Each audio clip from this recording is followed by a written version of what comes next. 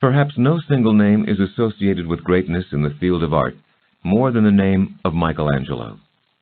Certainly, there has never been a greater sculptor. More than 500 years after his death, people still flock to Italy to see his colossal statue of David and his poignant marble rendering of the Pietà. Yet sculpture was only one field in which Michelangelo excelled. He was also a masterful painter, and his work on the Sistine Chapel is probably the most stunning fresco ever created. In addition, Michelangelo was an architect and a superb and prolific poet.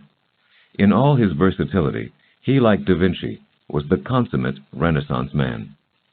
In the session on Leonardo da Vinci, we describe the Renaissance in detail, and you may want to review the beginning of that session to prepare yourself for an understanding of Michelangelo and his work. In summary, the Renaissance was a golden age of human learning and creativity. It was a time of exploration, discovery, new knowledge and thought, and unprecedented artistic achievement. The Renaissance occurred chiefly throughout the 15th and 16th centuries in Italy. In the 15th century, when Michelangelo was born, the leading city of the Renaissance was Florence. But by the end of that century, the center had shifted to Rome. One reason for this shift is that Rome was the home of the Pope, and the Pope was an enthusiastic and generous patron of the arts. Rome remained the artistic and philosophical center of Italy throughout the 1500s, when Michelangelo was doing the majority of his work. As an artist, Michelangelo's style reflected the essence of the Renaissance, the return to the classical form that had characterized ancient Greece and Rome. This classical style included the idolatry and idealization of the human form, which was always depicted as beautiful, strong, even magnificent. But like all great artists, Michelangelo also explored new forms and styles. He is credited with introducing and influencing a new style of art called mannerism. A mannerist paints from his own imagination rather than from nature. As you may remember from the session on Da Vinci, mannerism is quite a departure from the Renaissance norm. During the Renaissance, artists painstakingly studied and sketched nature in the hopes of duplicating it more accurately in their paintings.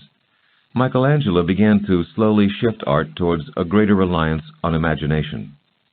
Imagination was a quality Michelangelo possessed in generous amounts. He created monumental works in painting, sculpture, and architecture that brought him fame in his own time and for centuries thereafter. In the days of the Renaissance, he was called the Divine Master and was considered almost a semigod. Most remarkable about him was his skill at carving marble. He always saw himself as primarily a sculptor. Though he worked in other arts at only certain periods in his life, he worked in sculpture consistently. And as a sculptor, he is unsurpassed. His greatest gift to art was his almost supernatural ability to bring hard, cold marble to a vivid life.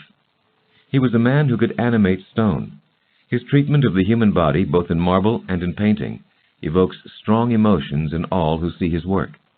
He gave his figures a sense of grandeur, both in size and in mood, that is both human and more than human. Michelangelo was born on March 6, 1475, in a village 40 miles outside of Florence, then the center of the Renaissance.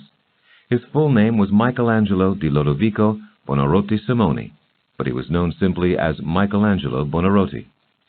Michelangelo was one of 5 sons, born to a woman who was so sickly that she had to hire a wet nurse to care for her new baby. The father and husband of this wet nurse were both stonecutters, and Michelangelo would later say, "I took in with my nurse's milk the chisels and hammers I use in my sculpture." When he was still an infant, Michelangelo's family moved to Florence. His father hoped the boy would have a career in government or in literature. Up until the Renaissance, literature was considered a higher art form than painting.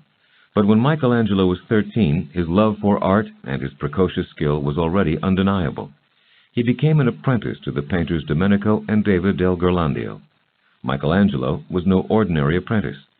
So talented was he that while other apprentices paid tuition, he was given a salary. His master once remarked, "That one, in truth, knows more about drawing than I do." Michelangelo's apprenticeship was supposed to last 3 years, but he left after only 1, saying he had no more to learn. In 1489, when he was only 14 years old, Michelangelo joined the circle of one of the most influential and powerful men of the Renaissance, Lorenzo de' Medici, known as the Magnificent. Medici was a nobleman with a passionate interest in art. He invited Michelangelo to study his superb collection of ancient sculptures and to study with Bertoldi di Giovanni, the master sculptor who supervised his collection. Soon after, Michelangelo attempted his own first sculpture, the head of a faun, a woodland deity from Roman mythology. Lorenzo was so impressed he invited the boy to live with him at his palace, where he treated him as if he were his own son.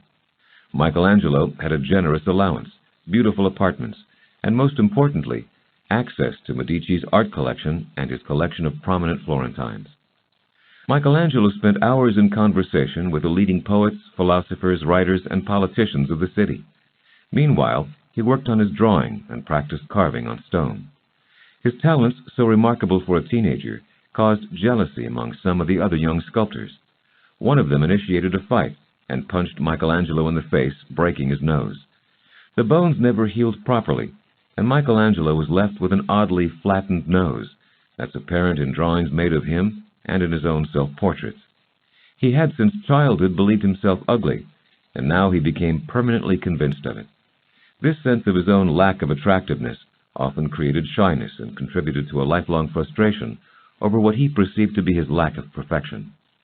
His appearance, in truth, was only unusual. Michelangelo had a large head, thin lips, and black curly hair. His shoulders were broad, and his wrists and forearms became thick and muscly from his sculpting work. He was ambidextrous, and worked as well with his left hand as with his right. 3 years after Michelangelo joined the Medici house, Lorenzo died, and Michelangelo returned home. He was devoted to his family, even though his father was often cruel to him. For his entire life, he helped support the family, often making sacrifices so his brothers and father could fulfill their own desires. During his 2 years at home, Michelangelo worked with stone and marble, and, like Da Vinci, dissected human corpses so he could further his understanding of anatomy. When he was 19, Michelangelo received an invitation from Lorenzo Medici's son, Piero. There had been a heavy snowfall. Would Michelangelo please come over and construct a giant snowman in the palace courtyard? Michelangelo obliged, and although there is no exact record of what the snowman looked like, it's easy to assume it was not a typical 3 snowballs in a stack variety. After the snow episode, Michelangelo stayed on at the palace until the arrival of an unexpected visitor, the French army. When enemy troops from France advanced toward Florence, Michelangelo fled, heading first for Venice, then Bologna. Bologna was a critical chapter in Michelangelo's life, for it was here that he first saw the fanatic monk Savonarola. Michelangelo was heavily influenced by the sermons of the fierce, black-hooded monk. Savonarola had a large hooked nose, sallow skin, and fiery dark eyes. He used to preach to the people of Florence that their city would be destroyed unless they gave up their worship of the pagan Greek and Roman gods and went back to the teachings of Jesus. Michelangelo was greatly moved by Savonarola, and although he'd been inspired by the beauty of pagan art, he had a deep faith in God that, combined with the influence of the passionate monk, led him to pursue more Christian subjects in his artwork. In addition, Savonarola's apocalyptic vision would later synthesize with Michelangelo's own tragic sense of human destiny, reflected most vividly in his painting of the Last Judgment. In Bologna, Michelangelo carved small marble figures for a church while he waited patiently for the French to leave. When they did, in 1495, he returned to Florence, but shortly after, he left again, this time for Rome. Rome, already a city endowed with fine ancient art and sculpture, was on the rise as the new cultural center of the Renaissance. There were many opportunities for learning, and there were opportunities for work. One of Michelangelo's first commissions in Rome would lead to one of his first and greatest masterpieces. The commission came from a French cardinal who wanted a large marble statue of the Virgin Mary holding the dead Jesus, a configuration known as a Pietà. Pietà, although not commonly known, is not the specific name of Michelangelo's famous sculpture. It is a general name applied to a type of devotional image. This particular Pietà, however, was unlike any that had been done before, far more realistic and emotional. It brought instant fame to the young sculptor. The following year, Michelangelo returned to Florence and was immediately commissioned to create yet another masterpiece. This time, he was asked to carve a statue of the biblical hero David, slayer of Goliath the giant. His 2 most famous sculptures had now been completed, and Michelangelo still was not even 30 years old. But there were more masterpieces to come. In 1505, Michelangelo began work on a fresco of a battle scene for a wall in the new council chambers at the City Hall. He was working side by side with the grand old master of the Renaissance, Leonardo da Vinci. On one wall, da Vinci was painting a scene of the Battle of Anghiari. On another, Michelangelo was painting the Battle of Cascina. Michelangelo was 23 years younger than da Vinci, and although he respected da Vinci, there was also intense rivalry between the two. They often worked in quiet, each trying to ignore the other. They sensed, as did the citizens of Florence, that the work was taking the shape of a competition. However, it was a competition that was never resolved. Da Vinci abandoned the project in its early stages when he was offered important commissions elsewhere. Michelangelo was also soon called away. Both artists left behind elaborate drawings that indicate the murals, if completed, would have been stunning in their mastery of movement and action. When the murals were abandoned, Michelangelo was called to Rome by Pope Julius II, who wanted him to design and build a tomb. It was not an ordinary tomb. The Pope wanted it to have 3 stories, 40 statues, many of them larger than life-size, and he expected the project to be finished in 5 years. It took 34 wagons to carry the marble to Rome that would be needed for the tomb. Later, Michelangelo would order 60 more wagons full. To expedite the process, Michelangelo paid for the marble himself, expecting to be reimbursed by the Pope. But when he went to collect his money, the Pope refused to see him. Furious, Michelangelo stormed back to Florence. But he was not free of the tomb, and he would not be free of it for 40 years. The tomb of Pope Julius became the most lengthy and troublesome project of Michelangelo's life. He worked on it, on and off, year after year, and once said, "I have wasted all my youth chained to this tomb." After he'd stormed off to Florence, Pope Julius summoned Michelangelo to Bologna, where the Pope had gone on a military mission. This time, he asked Michelangelo to make a huge bronze statue of himself, the Pope, to be set over the door of the cathedral in Bologna. This project, too, was a trial for Michelangelo. His expenses were greater than his salary. He had to work under difficult conditions. The assistants he hired were troublesome, and he had to share a room and even a bed with them. The weather was oppressively hot, and an epidemic of the plague broke out. When the statue was completed, Michelangelo was delighted to return to Florence. This delight lasted only a few months. Once again the Pope called for him. He had yet another project, a project that didn't interest Michelangelo in the least. The Pope wanted him to paint the ceiling of the Sistine Chapel in the Vatican, a chapel used for many of the most important events of the Vatican, including the electing and inaugurating of new popes. Michelangelo refused. He wanted to continue working on the tomb, and besides, he said, "I am a sculptor, not a painter." The Pope thought differently, and the entire world came to agree with him. The Sistine Chapel was a task that would require not only great creativity and skill, but enormous physical labor. Originally, Michelangelo arranged to have help from other artists, but he soon grew dissatisfied with their work and proceeded alone.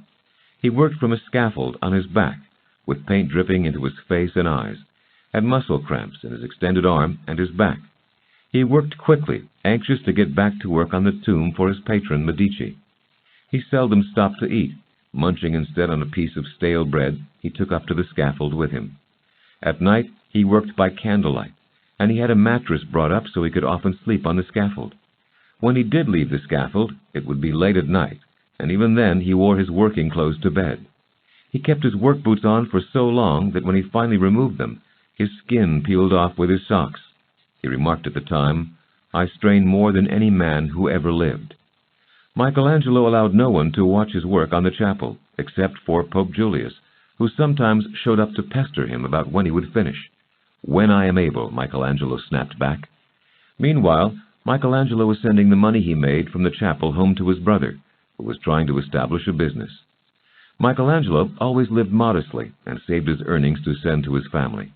Although a man of quick temper and intensity, he was said to always be gentle with his friends and forgiving with his ungrateful and sometimes difficult family. As Michelangelo continued on the chapel, Pope Julius went off to fight the French and stopped paying Michelangelo. Still, the artist carried on until finally, on August 4, 1511, the ceiling was unveiled to the public. People came from miles around to see Michelangelo's work, and poems were written in praise of it. The Renaissance writer Giorgio Vasari said there is no other work to compare with this for excellence, nor could there be. 2 years after the ceiling was completed, Pope Julius died, but he had the foresight to leave Michelangelo the money to complete his tomb. Michelangelo continued to work on sketches and sculptures for the tomb, but the new pope, Leo X, soon diverted the artist's attention with projects of his own. Leo X was a son of Michelangelo's original patron, Lorenzo de' Medici, and the two had been friends since childhood. When Pope Leo asked Michelangelo to design a facade or front for the family church in Florence, Michelangelo happily agreed. A special road was built through the mountains so that Michelangelo could be supplied with the marble he needed. Michelangelo put 3 years of planning and work into the facade, but then Medici family politics brought the entire project to a halt. Another Medici, Cardinal Giulio de' Medici, asked Michelangelo to work instead on the funeral chapel of the Medici church. The following year, Michelangelo's contract with Pope Leo for the facade was cancelled. Michelangelo was furious. He had wasted 3 years of his time on the facade. Yet in spite of his bitterness, he began planning the funeral chapel. It would include tombs of Cardinal Giulio and of Lorenzo de' Medici. Michelangelo designed a seated statue to represent each of the men, one of day and night, and one of dawn and dusk. The Medici chapel marks a dramatic shift in the work of Michelangelo. For though his statues still retain the human dignity in all his work, there is also an element of sadness. From here on, Michelangelo displayed more of the artificial ideal of beauty that characterized the development of mannerism in art. While Michelangelo was working on his plans for the chapel, Cardinal Giulio had become the new pope, Pope Clement VII, and Michelangelo returned to Rome to discuss with him the plans for the chapel and for the adjoining library. Their discussions were never completed. War had erupted once again.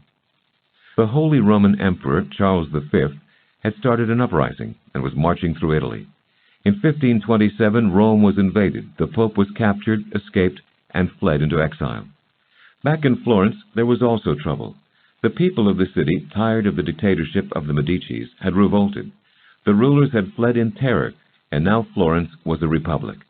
The Medicis, with help from Pope Clement, gathered an army and descended on the city. In his heart, Michelangelo had little respect for the Medicis, even though they had been his patrons.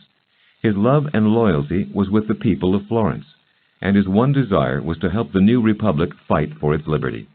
He accepted the assignment of designing fortifications for the city. Florence was under siege for many months. Hundreds died of hunger and sickness. Finally, unable to endure any longer, the Florentines opened the city gates and the Medici army marched in. An order was issued to find and assassinate Michelangelo Buonarroti, who was considered a traitor. The artist hid at the house of a friend until the following year, when Pope Clement entered Florence and gave Michelangelo clemency. Back in favor again, Michelangelo resumed his work on the Medici chapel and the library, but soon he resettled in Rome. The new Duke of Florence had taken a dislike of the artist, and Michelangelo no longer felt safe in the city of his childhood. On horseback, he headed through the gates of the city towards Rome, unaware he would never see his home again. In Rome, Pope Clement now asked Michelangelo to paint the end wall of the Sistine Chapel, called the altar wall.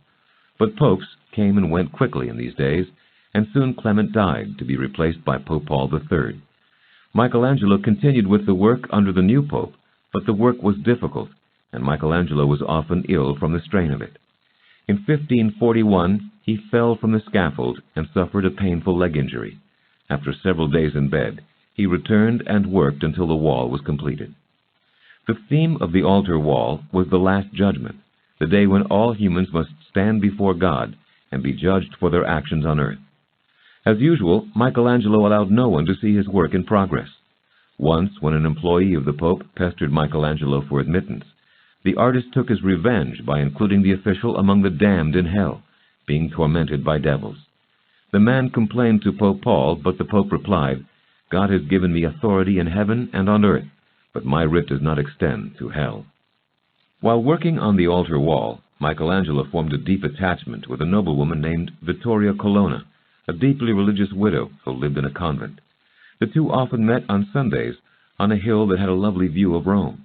It was a period of religious revival for Michelangelo, and also a period when he wrote large amounts of poetry, usually with a religious theme. He believed that Vittoria had helped deepen his connection with God. Michelangelo was overwhelmed with grief when she died in 1547, and from then on he seemed to become progressively more morose. Michelangelo never married and never had children. Once when a priest remarked on the sadness of this, the artist replied, "I have too much of a wife in this art of mine, which has afflicted me throughout my life, and my children shall be the works I leave." When the wall of the Sistine Chapel was complete, Michelangelo set out to produce another of his children. He climbed back onto a scaffold, this time to paint frescoes on the walls of the Pope's private chapel, a task that took the now aged Michelangelo 8 years to complete. The subject of his work were St. Peter and St. Paul. Michelangelo became very ill during this project and nearly died, but a friend nursed him back to health, and he completed the walls and moved on to his next work. He was now 70 years old. 1545 was a momentous year for Michelangelo, and undoubtedly a year of great relief. It was the year he finally finished the statues for his albatross, the tomb of Julius II. One sculpture for the tomb, a sculpture of Moses, is considered among his best works. It is said that when someone remarked on the absence of realism in a sculpture of Medici family members, he remarked, "Who will care in 1,000 years' time whether these are their features or not?" Although the tomb itself, which had haunted him all his life, never was completed, Michelangelo seemed to relax a bit after its statues were in place. 2 years later, Michelangelo was assigned by the Pope, still Pope Paul III, to direct the building of the new St. Peter's in Rome. Michelangelo was joyful. St. Peter's was the church of the popes in Rome. It was the most important church in Christendom. He told the Pope he would accept no money for the task, for only in this way could he truly serve God. He made drawings and models of his design for the dome and its base. The base he built himself. He worked 17 years on St. Peter's, but the dome would not be built until long after his death. This dome, as designed by Michelangelo, rises as a symbol for people who approach from a distance, a symbol of the meaning and purpose of the city it graces. The design has been copied many times, including in the Capitol at Washington, D.C. At the same time as his work on St. Peter's, Michelangelo began to design his own tomb. He began carving a Pietà, but became unhappy with it, and his students had to prevent him from smashing it. As it was, he managed to destroy one leg of the Christ figure. Michelangelo had always been a perfectionist, and throughout his life was filled with frustration and despair at what he could not attain. No amount of praise or success ever allayed his own feelings of inadequacy. The effort of cutting the marble for his own Pietà had exhausted Michelangelo, and had revealed how much of his strength had been lost with age. He told his friend, the writer Vasari, "I am so old that death often plucks at my mantle to bear me away, and one day my body will fall, like this." With that, he dropped the lantern he'd been holding, so that all was in darkness. More commissions came from Rome during this time, designs for fortifications, for a bridge, and for a government square. Exhausted and depressed by the death of his longtime servant, Michelangelo fled to the hills for a rest. He returned to Rome refreshed, and took up his work on St. Peter's again. He was now nearly 90, and he had not stopped working in 75 years. He was disappointed in himself, feeling he'd failed to reach perfection, and he took to burning many of his drawings so that people would never know how dismally he'd failed. He dictated a will which read in part, "My soul to God, my body to the earth, and my belongings to my nearest relative." He was ill but refused to take to his bed, and strolled outside into the rain instead. Within a few days he was too ill to rise, and as he lay, finally in bed, he said, "I regret that I am dying just as I am beginning to learn the alphabet of my profession." Michelangelo died on February 18, 1564. His body was laid in state at a nearby church, and artists from all over Rome came to pay their respects. His nephew had the body secretly taken away to Florence in the middle of the night. There, Michelangelo's coffin was carried to the family church, with every member of the Artists' Academy following behind. At the church, the coffin was opened so that all could view the body one more time. Legend has it that the body of Michelangelo had not decayed. though Michelangelo had left it 3 weeks before. It was said to look perfect, and that his face had a sweet, restful expression. His flesh, they say, felt soft and lifelike. It is also said that when the coffin was opened again 150 years later, the body still looked perfect. Some believe this was a sign that Michelangelo had been divine. Whether there was divinity in Michelangelo cannot be answered. Whether there was divinity in his work cannot be questioned. His most important and most famous of those works emerged 500 years later as the Pietà, the Statue of David, and the Sistine Chapel. Michelangelo was pleased and enthusiastic over his commission to do the Pietà. He relished the opportunity to finally depict a religious scene, having tired of the pagan themes he'd previously worked on. To find the best piece of marble for his Pietà, Michelangelo went to a quarry in northern Italy. As he carved the marble, he envisioned the result this way. He imagined that the figures he saw were imprisoned in the stone, and that he had only to free them by chipping steadily away at the marble. The complex problem he faced was to extract 2 figures from 1 block of marble, an unusual and difficult undertaking in any age. Yet with these 2 figures, he was to accomplish a moving example of contrasts, male and female, dead and alive, vertical and horizontal, clothed and naked. When he completed the statue in 1500, it was acclaimed as the most beautiful sculpture in all of Rome. The sculpture was plainer, less intricate than statues before it, but its simplicity gave it a strength and poignancy. The statue is also remarkable for its realism. The veins and muscles on the limbs of Christ look as if they might pulsate. The cloaks on the figures fall in drapes like real cloth. The Pietà made Michelangelo, then only 25 years old, famous throughout Italy. When people asked him why he had given the Mother of Christ such a youthful face, he responded that, as Christ's mother, she was eternally young and pure. The Pietà was also a work that Michelangelo himself took great pride in. In fact, one day, he heard a group of people admiring the Pietà and mistakenly attributing it to the sculpture Il Gobbo. Michelangelo returned after dark that evening and carved his name into the sculpture so no similar mistake would be made in the future. It is the only time he identified one of his works with his signature. The Statue of David, which followed on the heels of the Pietà, was a colossal undertaking in both size and in artistic challenge. Michelangelo chose a block of marble that was 18 feet high, 3 times taller than he himself, which weighed several tons.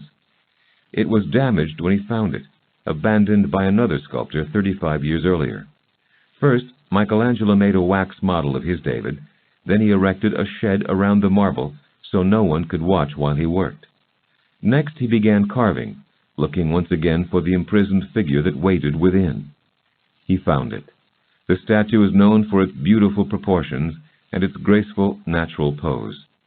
It was decided the statue would be set up outside the Palazzo Vecchio, the city hall, where it could stand as a symbol of strength and courage for all of Florence.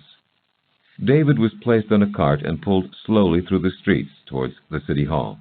People watched, fascinated, as the enormous statue swayed back and forth in the frame which held it upright. 4 days after it arrived at the square, a crowd gathered for its official unveiling. Church bells rang out as David was placed on his pedestal, and all day the people of Florence celebrated with parades and dancing. David was later moved indoors, where the weather could not damage it, but it remains a dramatic tribute to the nobility of man and to the beauty of the human form. In art history, it is known for its successful blending of classicalism and humanism. It is the prime example of the Renaissance ideal of perfect humanity. This ideal, achieved in sculpture, would be achieved in paint 7 years later in Michelangelo's work on the Sistine Chapel. The painting was begun in 1508 and was completed in 1511. The center of the ceiling consists of 9 scenes from the first book of the Bible, Genesis. There are 3 scenes: God's creation of the world, the story of Adam and Eve, and Noah and the flood. Around these scenes are figures of prophets and sibyls, ancient female prophets. It was unusual to include female prophets in such works, although it had been done a few times before. The figures on the Sistine Chapel are painted so beautifully they look like they have been carved. Michelangelo painted over 300 figures altogether. They represent the history of the world according to the Old Testament. He worked backwards, painting the last scenes of Noah first, and working his way towards the first scenes of creation. The way the figures were arranged to be perceived by an eye looking up from below is a remarkable feat that required great skill and planning. It is the most complex composition in the history of Western art. The altar wall of the Sistine Chapel, completed 33 years after the sealing, is a superb rendition of the Last Judgment. Christ appears on a cloud, weighing the words and deeds of each person below, separating those who deserve eternal reward from those who have earned retribution. The figures are all in violent motion. Angels drive sinners out of heaven. Mortals plead and mourn, hope and rejoice. Every human emotion is expressed on the fresco, and all the emotions unite in a stunning expression of human bliss and human suffering. Michelangelo also painted himself into the Last Judgment.